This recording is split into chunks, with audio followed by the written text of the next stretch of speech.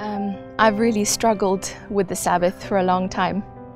I've struggled with what it really means. I grew up in a family and in a household where my parents were Sabbath keepers, but I never really understood what was the meaning. I couldn't figure out, why am I keeping this specific day, or why am I worshiping God on this specific day and not any other?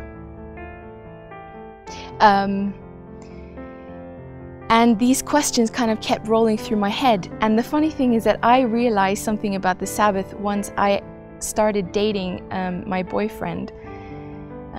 We both live very busy lives, and we figured out that we want to not just spend time together, but we want to spend quality time together. And it's just so hard because we're both so busy and we both have so many things going on. And we were sort of racking our brains as to what can we do to make sure that we spend time together. After a lot of talking, we figured out that the answer was to have dates.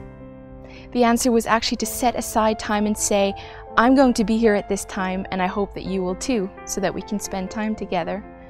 And that was the first thing that I learned personally about the Sabbath. It's how the God of time is humble enough to say, I know that you're busy and I know that you can get caught up in time, so I want to have a date with you. I will be here at this time and I hope that you will too, so that we can spend some time together. And the second thing that I learned, which was more recently, which just blew my mind, was that, you know, in our society we work to rest. So that's the order that things come in. We work in order to have the reward of rest at the end.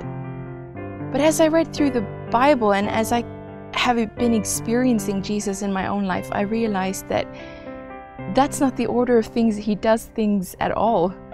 He actually starts off with rest. You think about Adam and Eve, for example. The first full day that they had together with God was actually one of rest. It's almost like God is saying, I want you to start off with rest, and all work will be a result of that rest. So the two things that I've learned about the Sabbath is, one, God wishes to have a date with us. He says, I'm going to be here at this time and I hope you will too. And the second is that His order of doing things is not the order of how we do things. That He actually defines us by who we rest in, not our work. And that work is a result of rest.